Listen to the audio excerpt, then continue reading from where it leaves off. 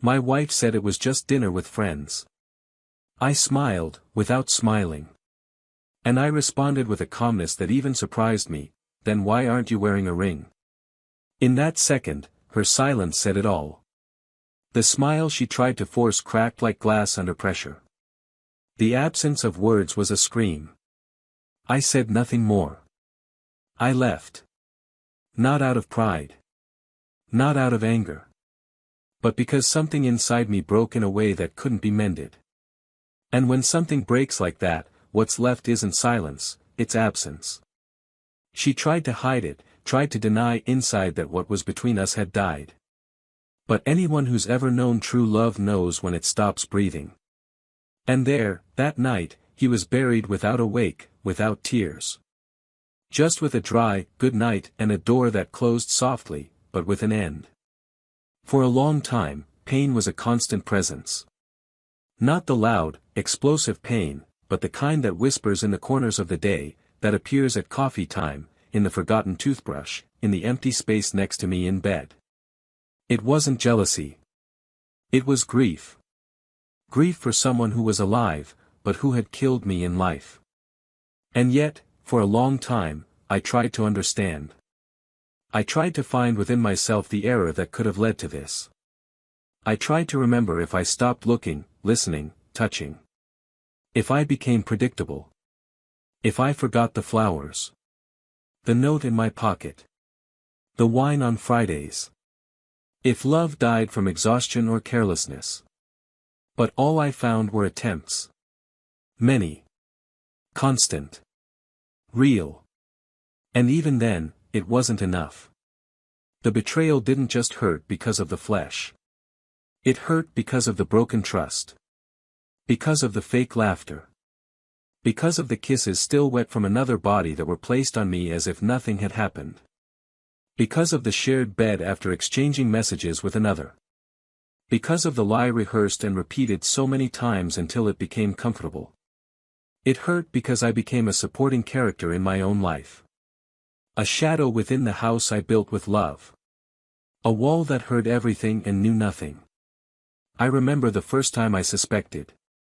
It was a trivial detail, she came back different from one of those dinners. Lighter. More distracted. Eyes that avoided mine. Measured words. A cold caress. And I, stupid or hopeful, thought it was just stress. Just another phase. But phases pass. And what came next was an abyss. She began to look at me like someone looking at a memory. She was present, but distant. She touched my face like someone holding an antique object, gently, but without affection. And I remained there, fighting for something that was already being undone behind my back. There was a night when she said she was going out with her friends. And she did. Smelling too good for a normal night out. Her smile was too restrained for someone who was about to laugh with other women. I asked, "Where are you going?"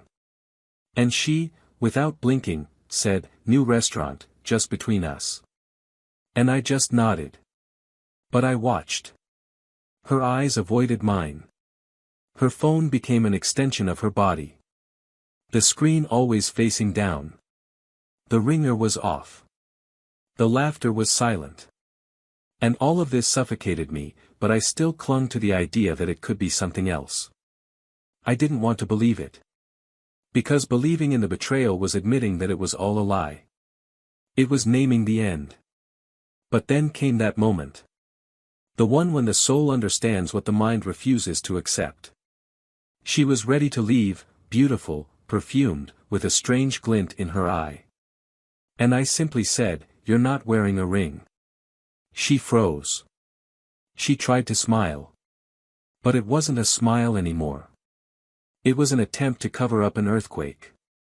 And then, I knew. I didn't need to hear anything else.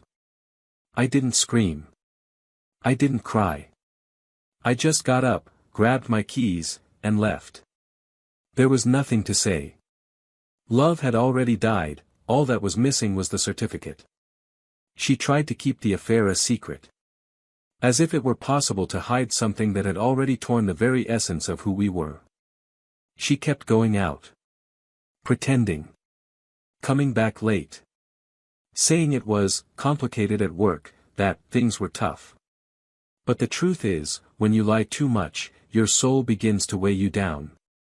And your body, once light, becomes sluggish. Your eyes lose their sparkle. Your tone of voice becomes strange.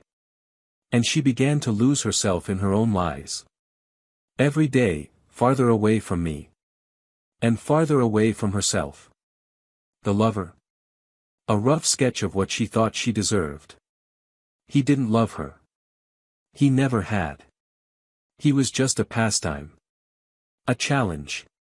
A distraction. And when she tried to give more weight to what they had, he simply disappeared. He made it clear the game was over. That she was a pawn, not a partner. That there was no future, only moments. And she, for the first time, felt what it was like to be discarded by someone who never intended to truly hold her hand. And she was left alone. With the absence of her ring and the weight of regret. With the memories of everything she destroyed with a gesture, a lie, a touch. And me? I was reborn. Little by little. Over time.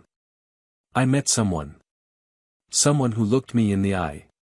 Who didn't shy away from the truth. Who wasn't afraid to love calmly. And it was in this calm that I found myself. I discovered that true love doesn't need to shout. It breathes. It warms. It embraces. And it teaches that pain doesn't have to last forever. One day, I met my ex-wife again. She was different. Her eyes were heavy. Her words were cautious. She apologized. And I accepted.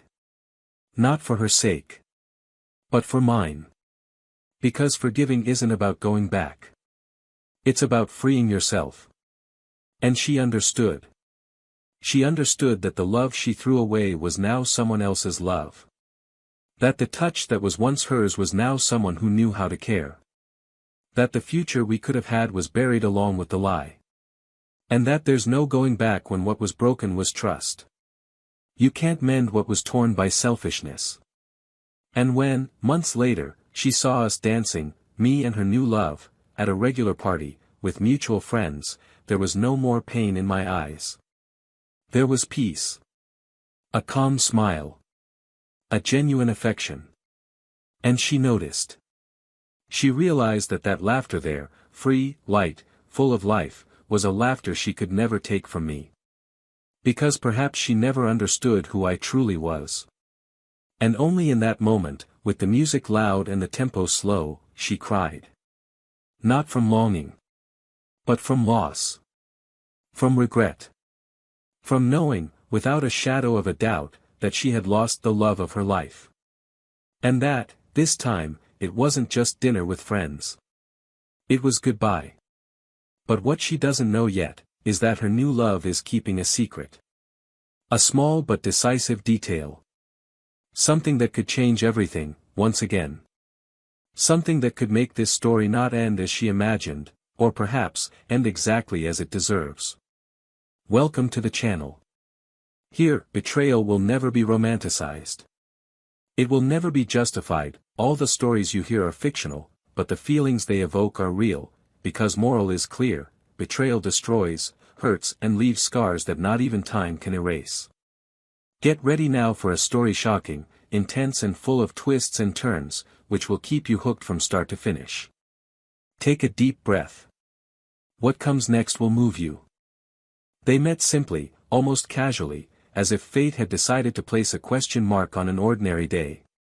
It was supposed to be just another party with mutual friends, another ordinary evening with light laughter and low music, but all it took was a glance and everything around them fell silent.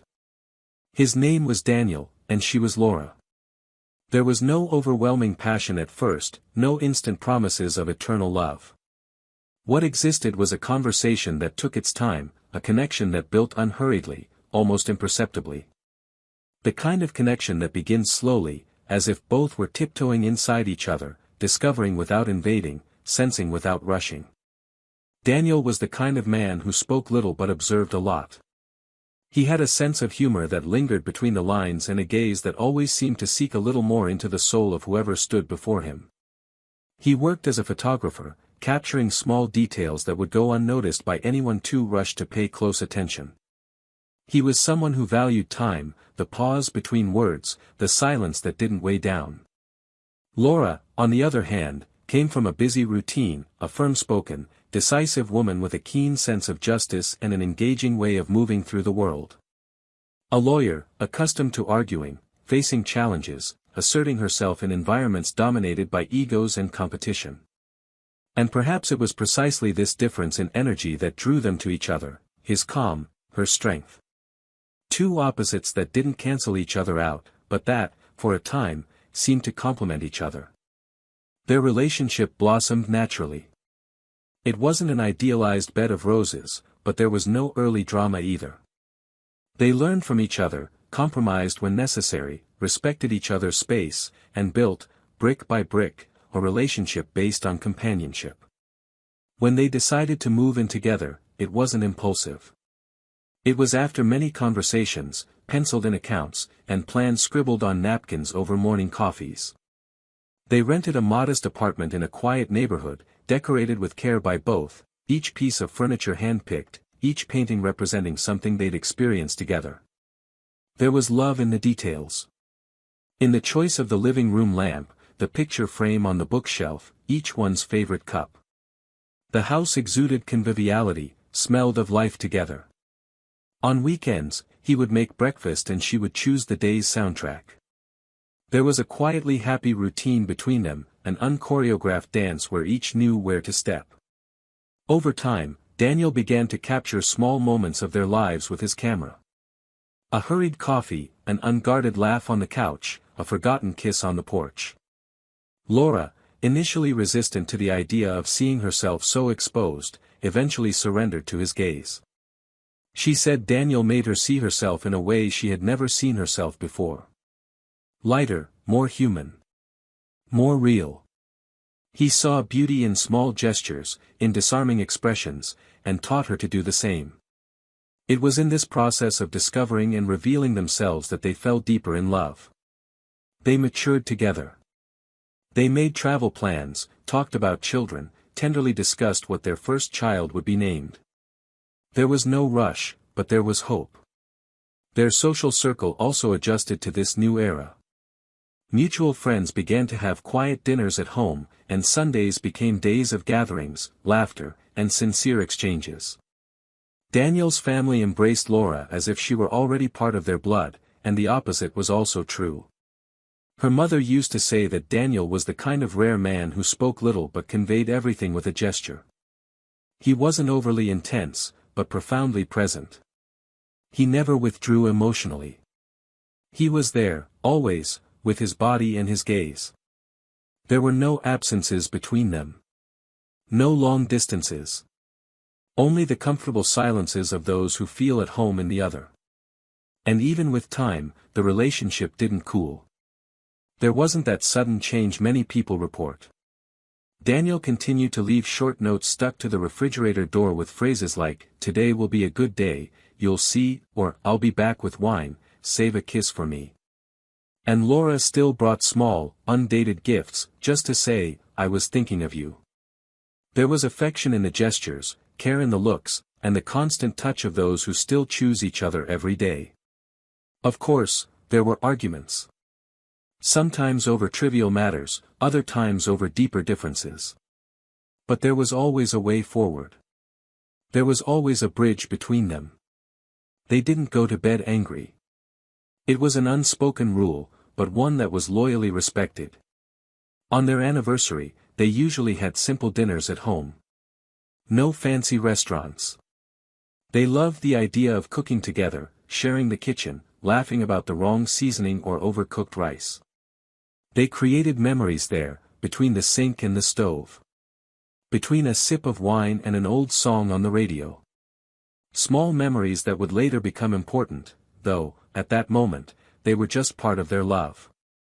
Laura, however, began to take on more responsibilities at work. Long work hours, late meetings, quick trips to resolve last-minute legal disputes. Daniel understood, supported, even though he felt her absence at home. Even sleeping in empty beds some nights. Even dining alone often. He didn't complain, but he noticed. And with each new disappearance, each new excuse, his gaze registered something. A shadow. A seed of doubt that wasn't yet strong, but already there. And yet, he believed. Because he believed in her. Because he trusted in what they had built together. There was a period when she began to change little things. Her perfume. Her way of dressing. Her way of speaking on the phone. Daniel noticed, but didn't interpret it as a sign of something wrong. He thought it was just a phase. An attempt to reinvent herself. To reclaim something of herself. After all, it's not uncommon for people who love to change. And he respected that. Laura had always been intense, and he knew that love doesn't nullify individuality. She needed her own space, and he was willing to give it to her. But there was something in the air. Something subtle. Almost imperceptible. A kind of distance that isn't measured in meters, but in silence. And even with his intuition triggering small warning signs, Daniel chose not to judge. To not anticipate pain. Even her closest friends began to notice her absences. The excuses. The lack of time. But no one said anything. Because no one wanted to believe something was missing there. Because in everyone's eyes, they were the perfect couple. The duo that worked. The epitome of balance. Proof that love, when true, survives storms.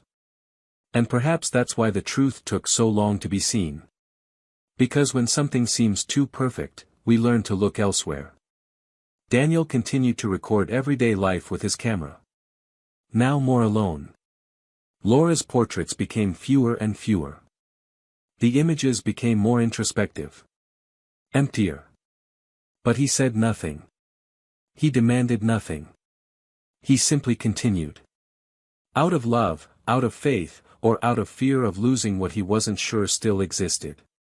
And Laura, even when absent, still said, "I love you," before leaving. She still laid her head on his chest on nights when he was home. She still made plans for the weekend. But her eyes, even when smiling, didn't truly smile. Their story, up until that point, was one of construction. Of companionship. Of genuine exchange. A story like so many others. Full of love, but also of silence. Of effort, but also of lapses.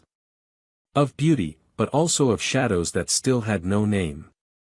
And it was in this fragile balance that time passed. That the days began to change. That Daniel's gaze began to grow more alert. And that life, with its silent way of preparing us for the inevitable, began to show signs that not everything would be as before. Not everything would stay the same. And then, on an ordinary night, like so many others, something finally changed. But that is another part of the story. The routine gradually lost its sound, its weight, and its color. There were no fights, no slammed doors, no shouts in the hallway. There was only the most dangerous thing in a relationship, the comfortable silence that seeps into the cracks of everyday life and establishes an invisible distance. Daniel began to notice the details that had previously camouflaged themselves in the comfort of a mature love. Laura, who had always been present, even on the busiest days, now seemed to exist on a different frequency. Her kisses became too short, her words too practical, her absences too long. Schedules no longer matched, messages came spaced out, and explanations came before he even had a chance to ask. He wasn't the controlling type, never had been. But there was something inside him that prevented him from ignoring what was too obvious to go unnoticed. The connection that once flowed effortlessly now seemed to require effort to stay alive. Laura began to dedicate herself unusually to a new project at the office. She spoke about it with enthusiasm, like someone who had rediscovered an old motivation. Daniel, at first, felt proud. He knew her ambition, her competence, and admired her dedication. What he didn't expect was that, over time, everything surrounding the project would begin to occupy the space that had previously been his. Evenings that were once divided between the couch and light conversations were now swallowed up by late meetings, networking events, and dinners with the team. Mondays began to feel like Thursdays, Sundays became the eve of something more important, and the house ceased to be a refuge and became merely a transit point. He tried to talk patiently. He said he missed her, that he understood their commitments, but that there was a void growing between them. Laura listened, smiled gently, touched his hand, and told him it was okay, that it was just a phase, that things would get back to normal. Her words had the sweetness of someone who believed what they said, but her eyes said something else. She had distanced herself so subtly that, for a while, Daniel doubted his own intuition. He began to think he might be being dramatic, perhaps insecure. And then, instead of persisting, he backed off. And as he backed off, he observed. Her clothes began to change. Her perfumes became stronger, her heels higher, her time in front of the mirror longer.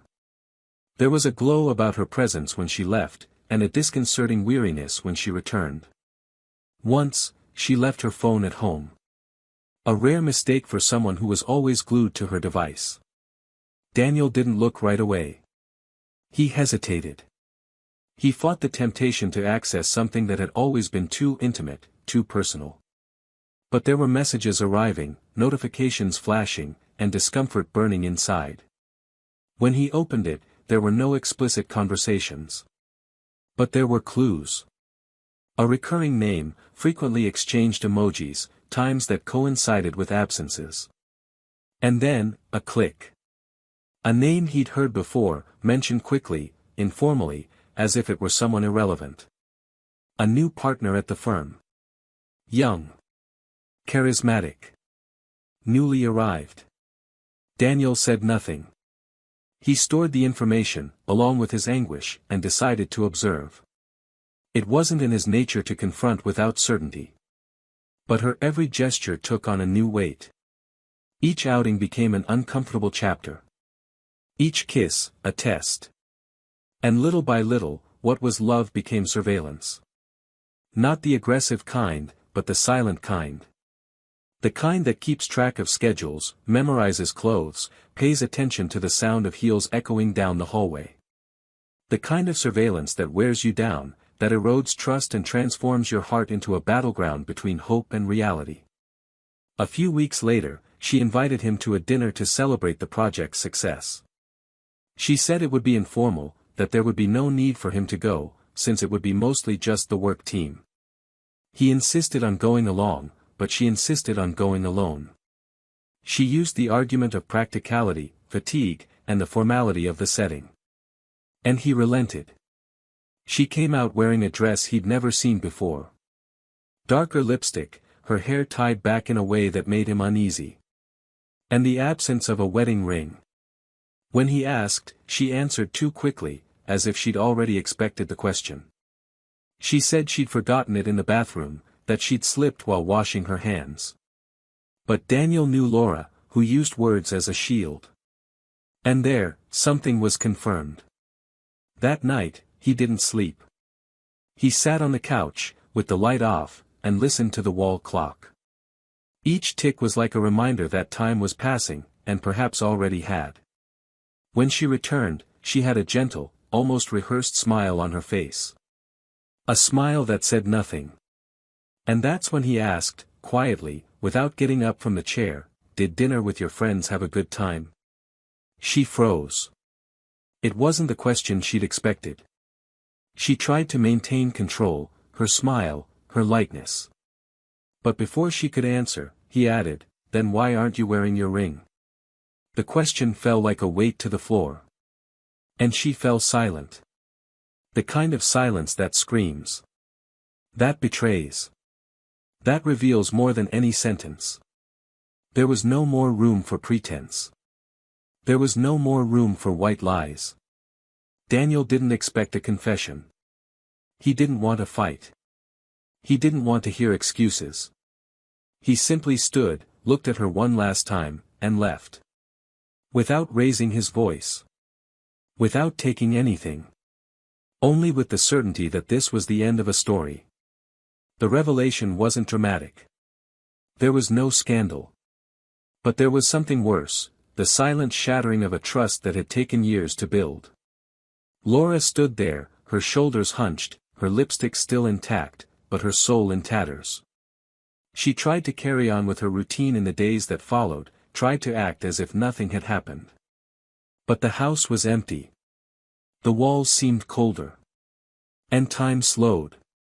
Her lover, once intense and present, became scarce. The relationship that had seemed like an escape was now just a burden. A reminder of a choice that had cost her dearly. Daniel, for his part, immersed himself in silent days. He didn't cry. He didn't scream. He just walked. Each step was a farewell to what they had been. He didn't block things, he didn't delete photos, he didn't burn letters. He simply left everything where it was, like someone abandoning a battlefield knowing that no victory is worth the price of dignity. He didn't seek answers. Because he already knew them all. He didn't need to hear from her mouth what his eyes had already understood. But there was something he didn't know yet. Something that would change the course of everything once again. A hidden piece in this puzzle. A subtle detail that escaped her watchful eyes. A truth she kept hidden not out of strategy, but out of fear. And which, very soon, would come to light without warning. The days passed unhurriedly. Without forgiveness. Without return. Laura tried to return to her routine, but nothing fit. The house that once vibrated with life was now just a space echoing with absence. She tried to convince herself it was just a phase. That Daniel needed time. That he would return. She believed, or wanted to believe, that their love wouldn't be lost because of a mistake. A mistake that now grew like a weight she could no longer hide, even from herself. He had disappeared from her company, from social networks, from the streets she used to walk. Her friends couldn't tell her where he was, and even without the courage to look for him directly, she woke up every day with her phone next to her bed, waiting for a message that never came. She tried to justify his silence with pride. Then with hurt. But deep down, she knew. She knew the betrayal had left a scar too deep for her, one that neither time nor apologies could erase. Her lover pulled away as quickly as he'd approached. Once present, intense, and desirous, he now responded to her messages late and without enthusiasm. She demanded dates, but he was always busy, tired, distant. And when they finally met again, he was too direct, too cold. He said he hadn't promised anything, that he wasn't ready for something serious, and that, for him, everything that had happened had been just a good moment. Nothing more. The blow was sharp, violent. Laura fell silent. For the first time, she realized she'd bet everything on a fantasy. She'd lost Daniel for something that wasn't even real. For an impulse, for a delusion disguised as freedom. And now, there was neither floor nor ceiling. Only a void too hard to be filled with memories. The following weeks were an unspoken punishment. Daniel's absence became more palpable with each passing day. And regret now left visible marks on Laura's face. She lost weight, lost sleep, and began forgetting appointments. She avoided the places they'd frequented together, but everywhere she saw pieces of him.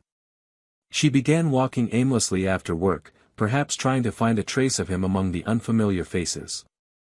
Until, one afternoon, she saw him. He was leaving a coffee shop, smiling, calm, holding hands with another woman.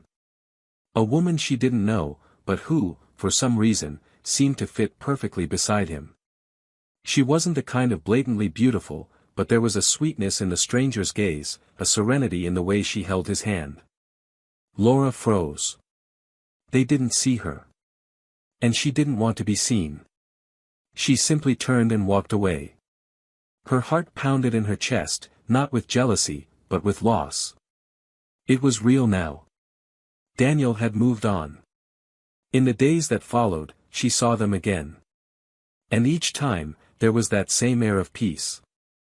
A visible affection, needing no exaggeration. There was no ostentation, no provocation. It was just love. Simple and real. And that tore her apart more than any jealous outburst could.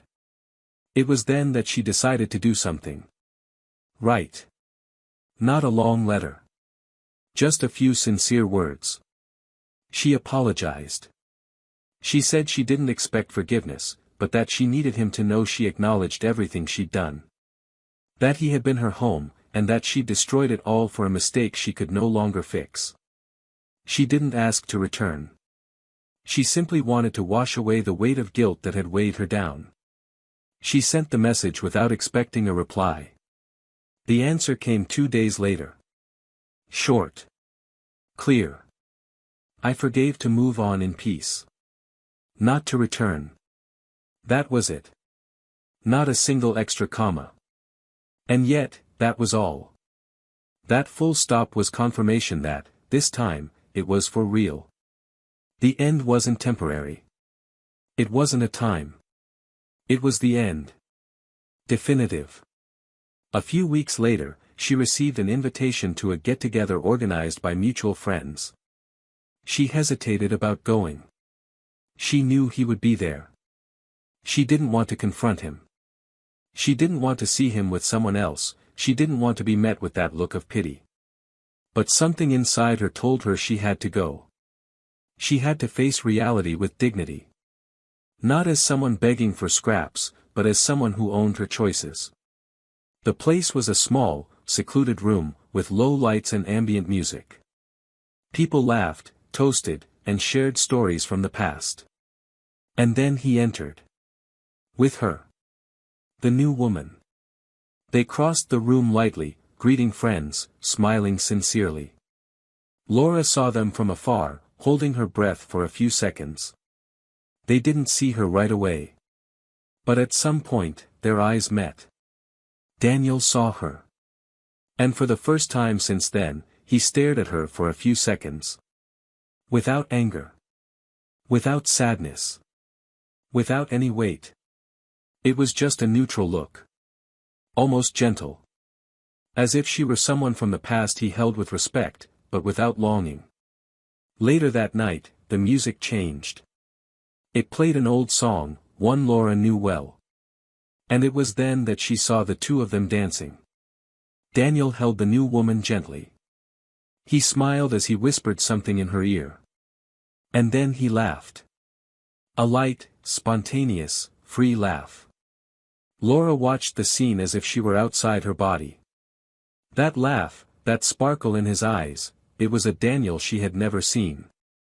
Not like that. Not so whole. It was as if, beside that woman, he had found a version of himself she had never been able to reach. And there, as she held the glass with trembling hands, she understood. Truly understood.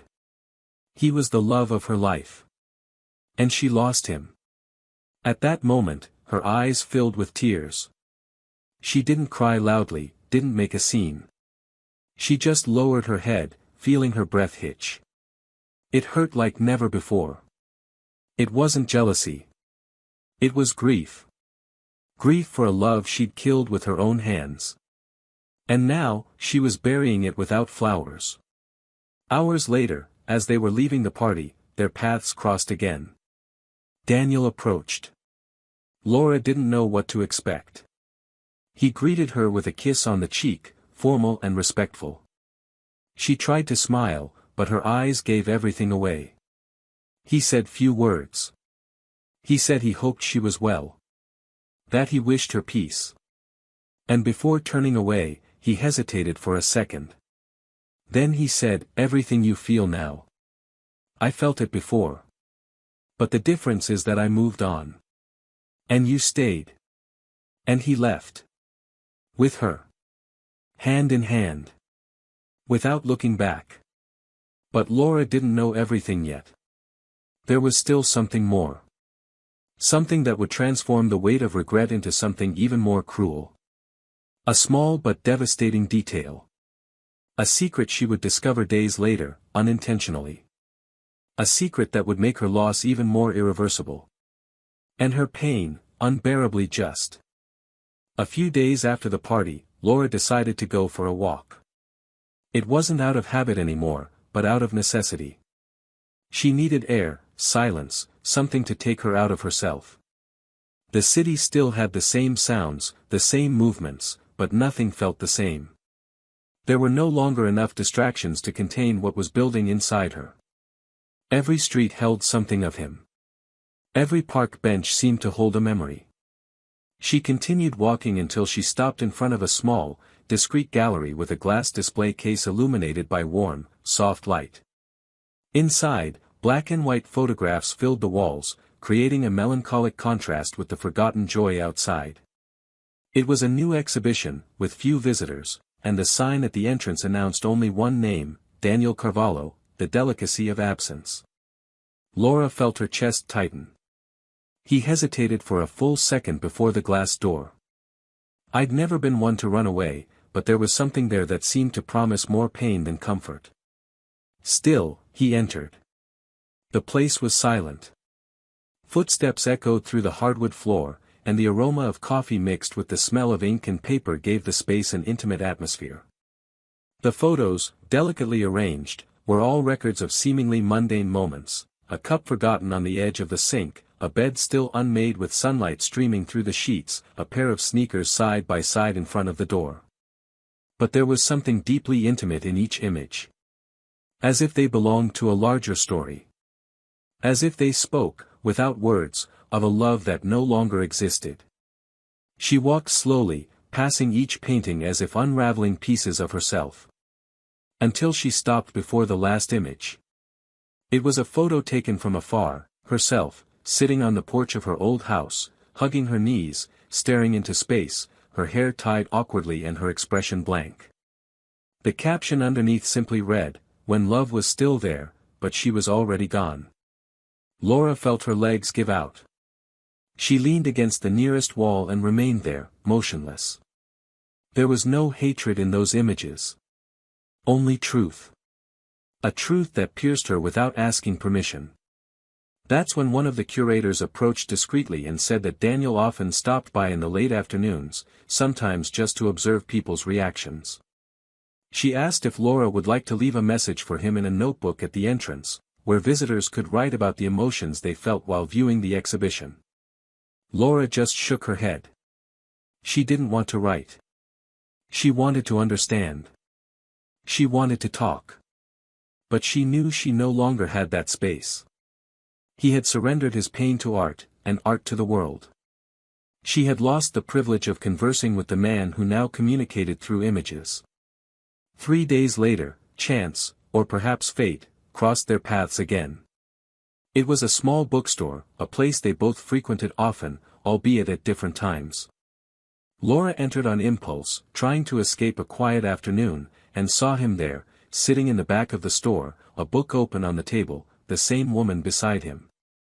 They weren't holding hands, but their eyes spoke volumes. She hesitated for a few seconds, then approached. Daniel saw her, closed the book slowly, as if knowing their encounter could no longer be avoided. The woman beside him seemed to understand immediately. She stood up without a word, touched Daniel's shoulder lightly, and walked away. Laura remained standing before him, her eyes fixed on his, as if seeking permission to speak. Daniel simply pointed to the chair opposite. She sat. There was a silence that seemed endless.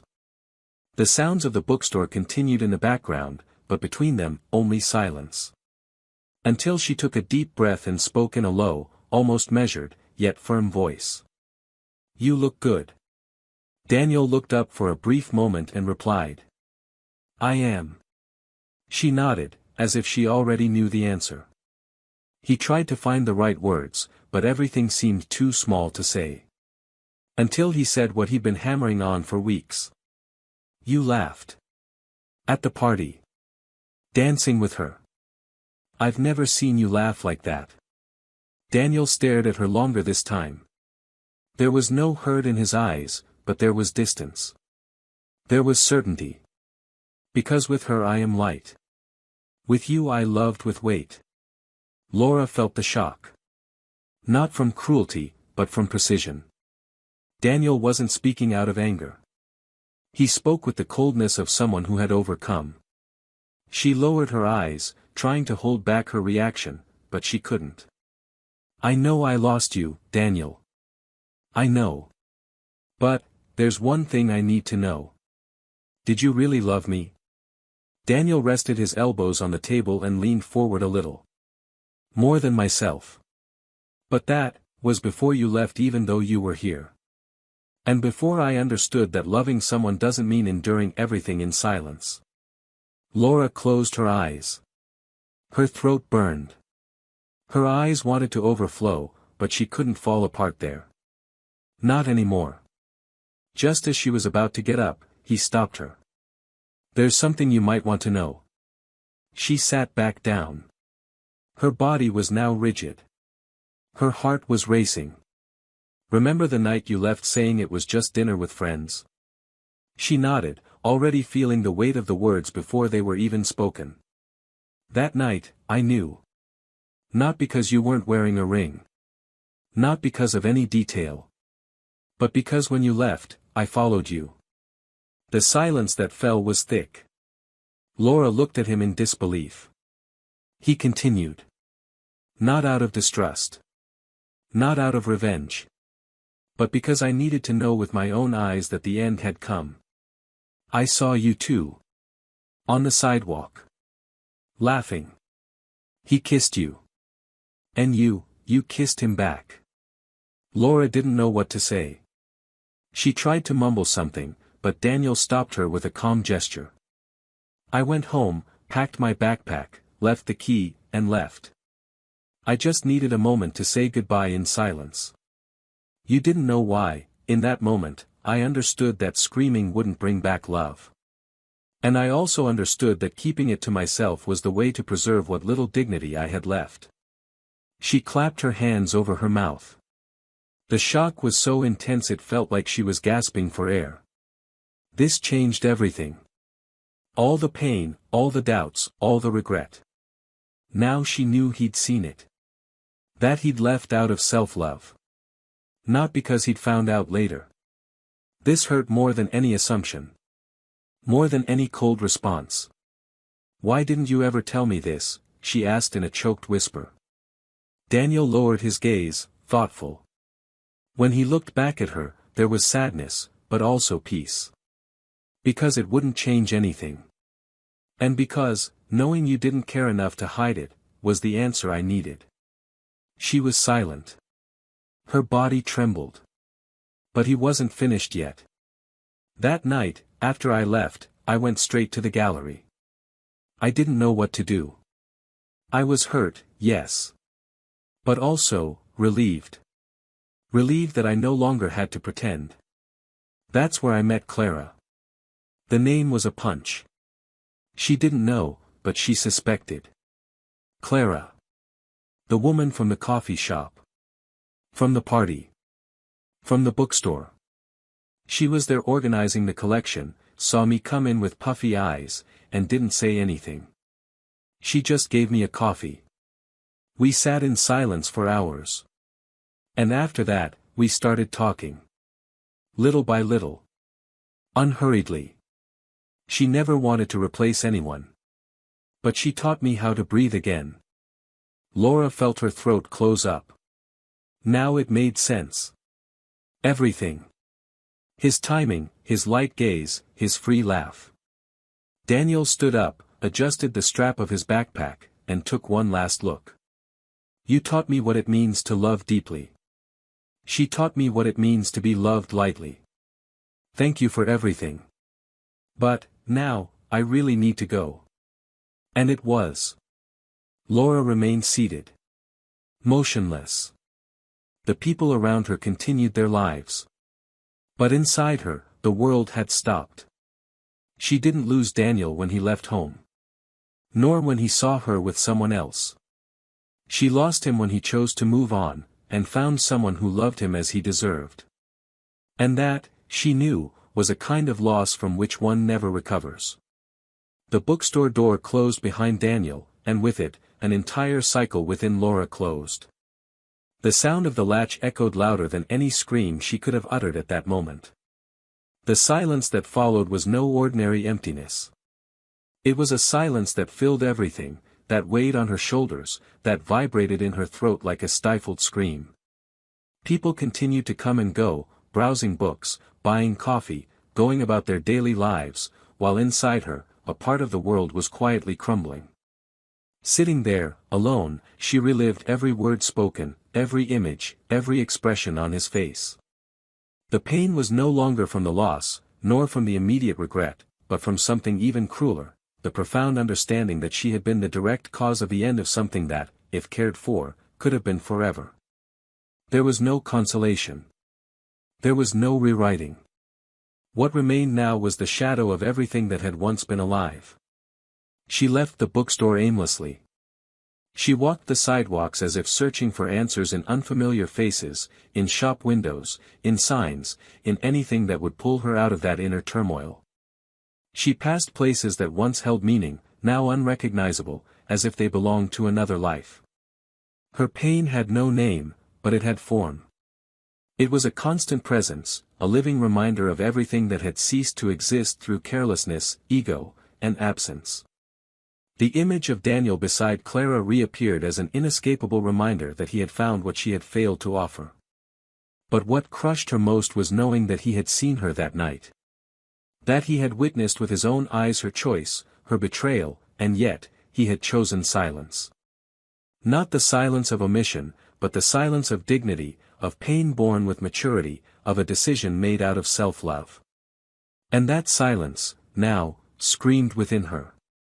In the days that followed, Laura tried to reorganize her life. She returned to work with a mechanical effort, immersed herself in processes, deadlines, hearings, trying to fill the void with activity. But there was no focus.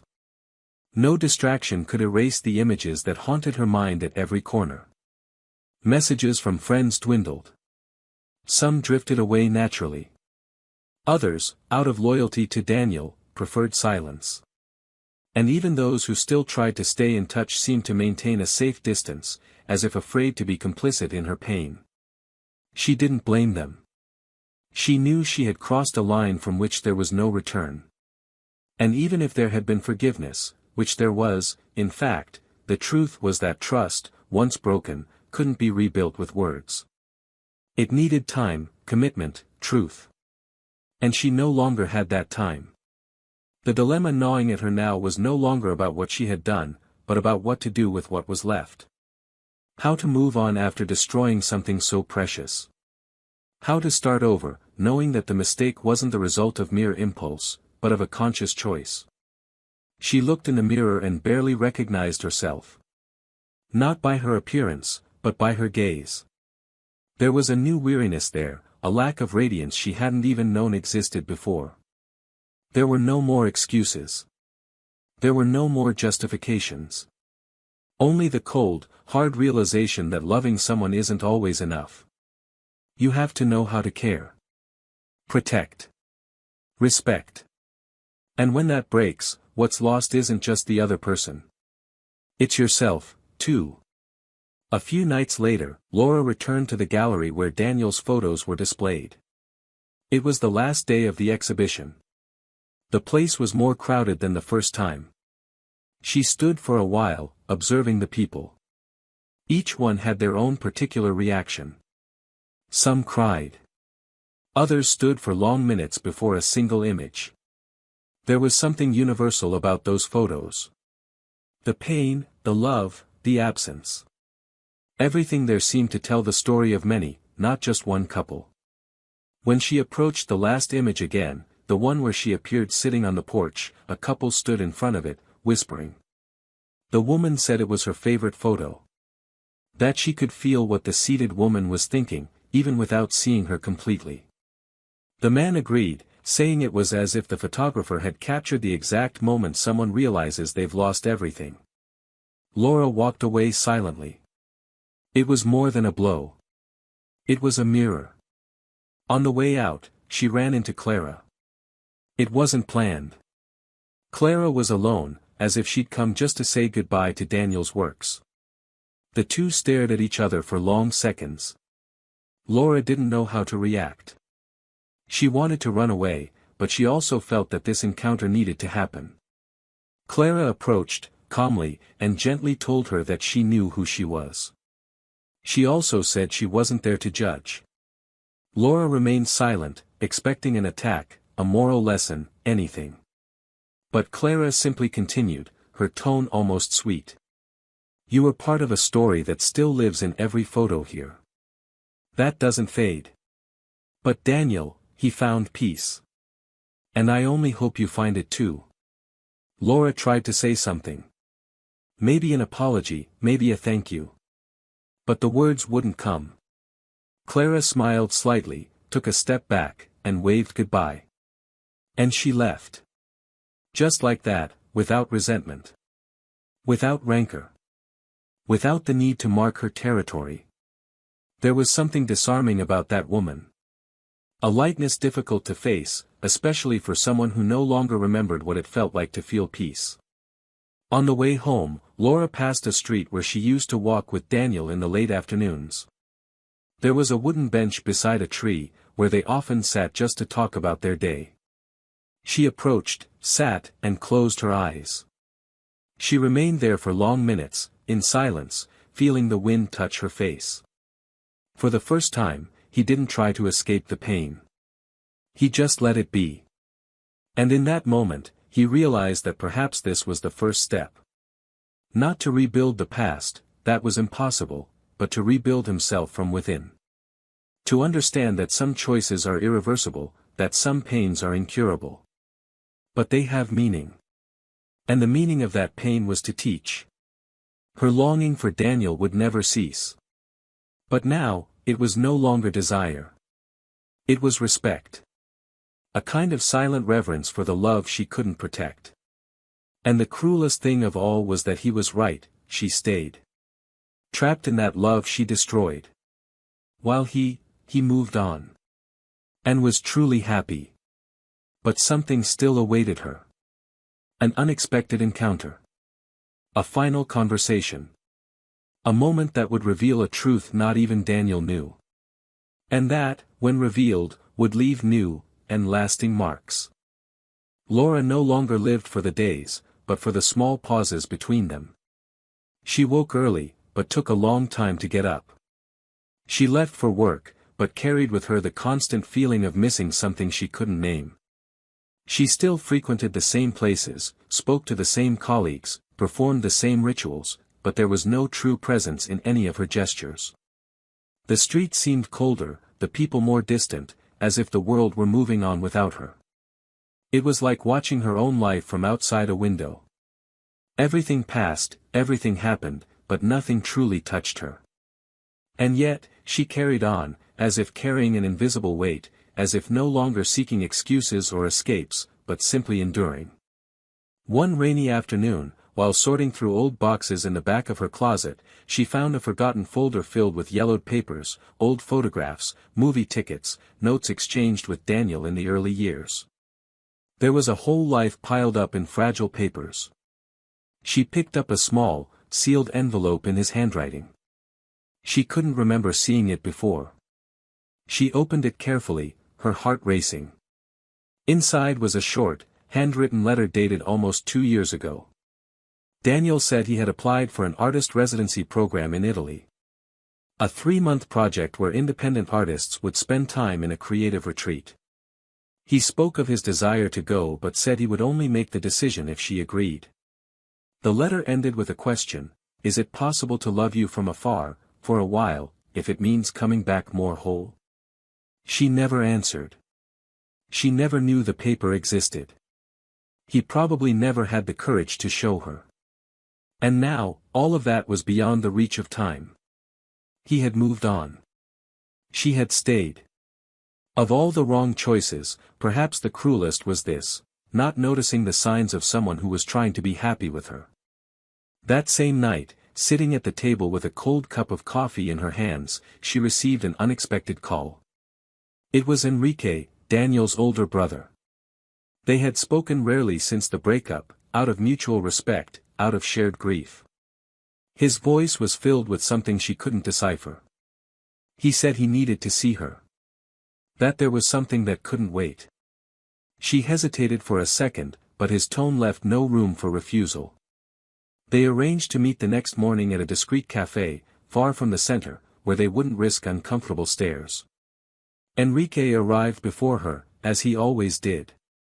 He was serious, his hands fidgeting, staring into space. When Laura arrived, he stood, but didn't smile. He only greeted her with a slight nod. They sat in silence. For a while, she just watched him. She knew something was coming.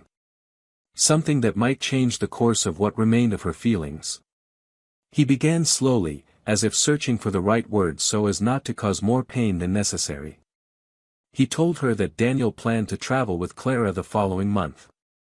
That they had decided to take some time alone, away from everything, to start a new chapter. And then, after a long pause, Enrique took a small wooden box from inside his coat. Laura looked at the object, but didn't understand. Enrique placed it on the table and said it was something Daniel had left with him weeks before, asking him to only give it to him if he thought it would be necessary. And now, after everything, he thought it was. Laura opened it carefully. Inside the box was a flash drive. That's all. She looked at Enrique, who nodded slowly, as if to say, "You have to see it." Back home, his hands trembling, he connected the device to his computer. A single video, named after Laura's last birthday. She remembered that, on that day, Daniel had disappeared for hours and returned with a simple cake, a bottle of wine, and a serene smile. He said the gift would come later. But there never was. The video began with him in front of the camera, sitting on the porch where they used to spend their late afternoons. His face was calm, but his eyes had a depth she hadn't seen since long before their separation. In the video, he said he'd spent months trying to understand where he'd lost himself in his own relationship. He spoke calmly, without accusations. He said he understood that love sometimes changes places. That people transform. But that he never stopped loving. He just wished he'd had the chance to be loved again. He shared details she herself had forgotten, the way he'd made her coffee when he knew she was having a hard day, how he learned to like white wine just because she liked it, how he'd stayed up all night when she traveled for work, just to feel close even from a distance. And then, he told her what she could never have expected. Daniel talked about the moment she cheated on him, and how it made him realize he needed to reinvent himself. But soon after, he explained that, days before leaving, he discovered he'd been accepted into the artist residency program. He only didn't go because, upon seeing her with another man, he felt the whole thing had lost its meaning. She said she stayed home that week not because she had nowhere to go, but because she didn't want to run away before trying to understand the depth of the love she still carried. And then, at the end of the video, he said something she would never forget. "I just wanted you to know that, even after everything, I hope you find the peace you didn't find with me. That one day you'll forgive yourself. And that, if you look back, you'll see that, despite the end, there was someone who loved you beyond measure. And that, no one can take away from you." Laura paused the video. She couldn't watch it to the end. Her breath was short. Her hands were cold. She wasn't crying like before. Now it was something else. It was a kind of pain that isn't expressed with tears, but with the complete loss of breath. It was the realization that, even after all the destruction, he still saw her with kindness. And that was what hurt the most. In the weeks that followed, she tried to find ways to move on. She began writing again. Short texts she kept to herself. Memories transformed into words. Fragments of a time that would never return. She also began visiting the city's art gallery more often. She watched exhibitions in silence, feeling close to something that reminded her of him, without needing to talk about it with anyone. And it was on one of these visits that he met Clara again. The two passed each other in the side aisle of the new exhibition. Clara was holding a catalogue and, upon seeing her, smiled kindly. Laura responded with a wave, and to her surprise, Clara approached. This time, the conversation took place. The two sat on a bench, and Clara spoke bluntly about the love she had found with Daniel. She said he spoke of Laura with respect, that he never omitted anything, and that he carried with him the memory of the past without denying it, but without nourishing it. Laura listened in silence. And then, in a gesture she hadn't planned, she opened her purse and handed Clara the flash drive. "This is his. Maybe he forgot, or maybe, he didn't have the courage to show you. But you deserve to know everything." Clara took the object, surprised. He looked into Laura's eyes, searching for some hidden intention, but found only truth. They stood there for a few more minutes, in silence. When they said goodbye, there was no resentment. No rivalry. Just two women connected by the same man, in different times, by stories that, though painful, had inevitably intersected.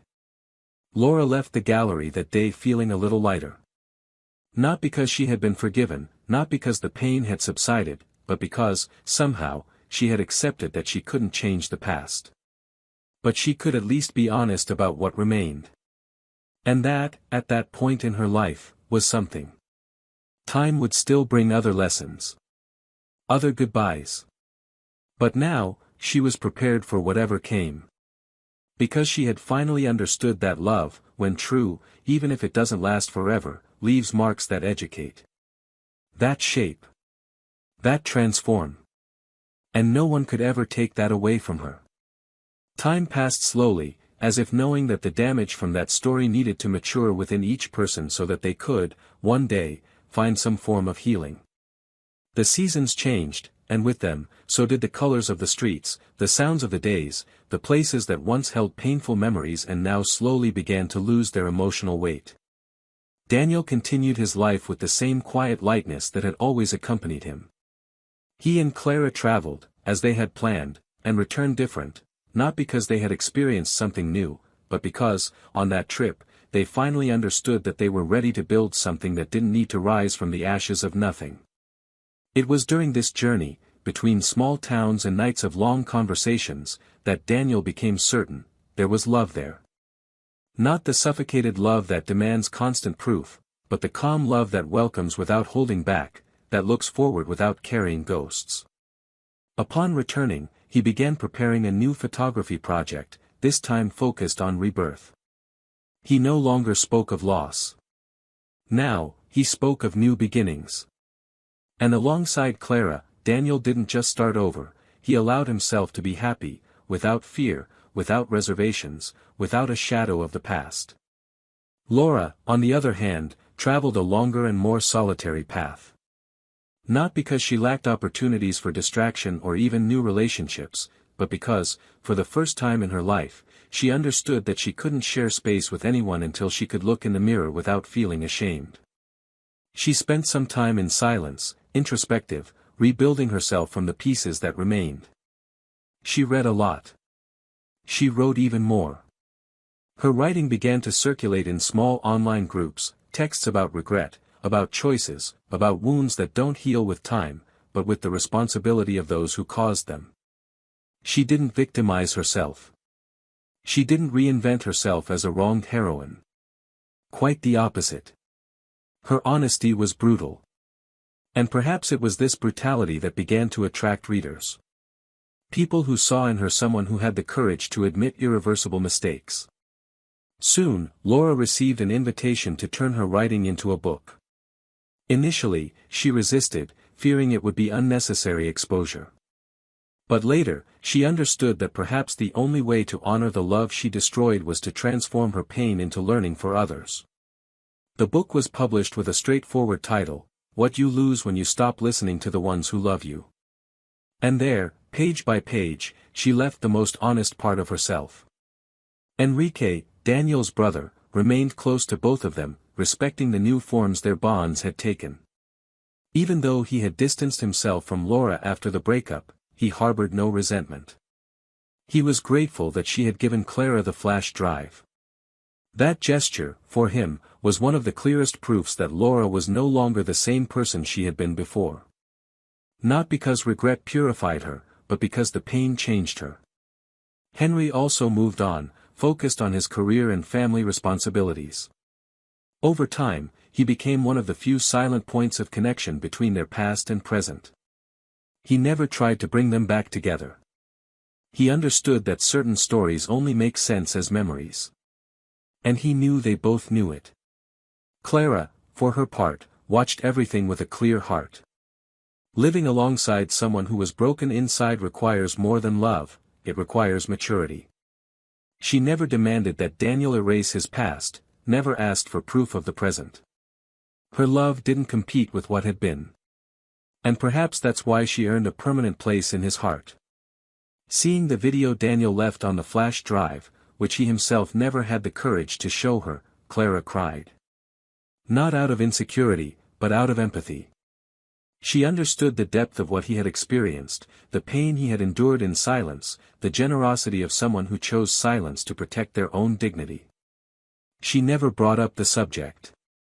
She simply hugged him, tighter, more whole. She knew that loving someone like that required not just presence, but acceptance. Years later, Laura and Daniel crossed paths again. It was by chance, at a literary event. She was there as a guest author for a discussion on forgiveness and rebuilding. He was there as a photographer invited to exhibit his new collection of portraits about second chances. When they saw each other, there was neither surprise nor discomfort. They greeted each other with a discreet smile, a restrained wave. Later, in a corner of the room, they talked for a few minutes. They didn't reopen wounds.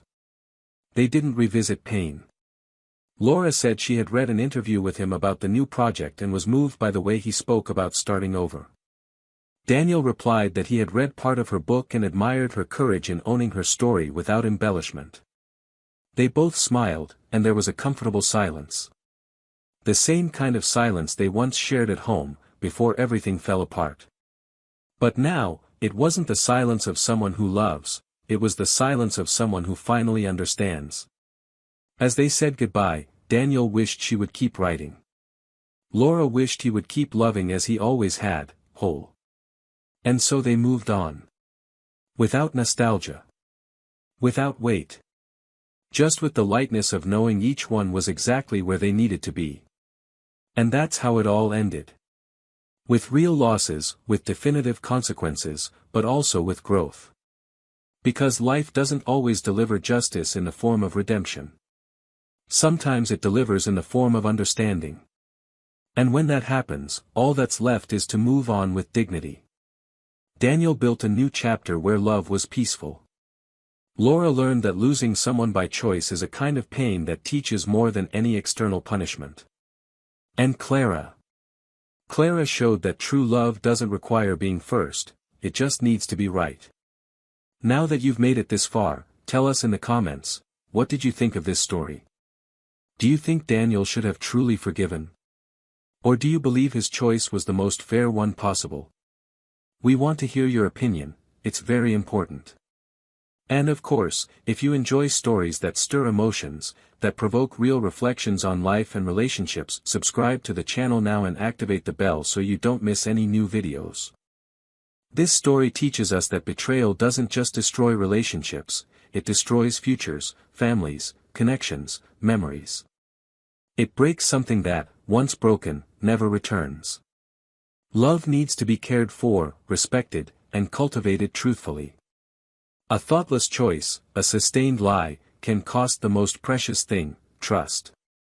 And finally, never forget, this channel does not support any type of betrayal here, we tell stories that show the real consequences of bad choices, not to judge, but to reflect. Until the next video. And remember, love is, above all, choosing not to hurt those we love.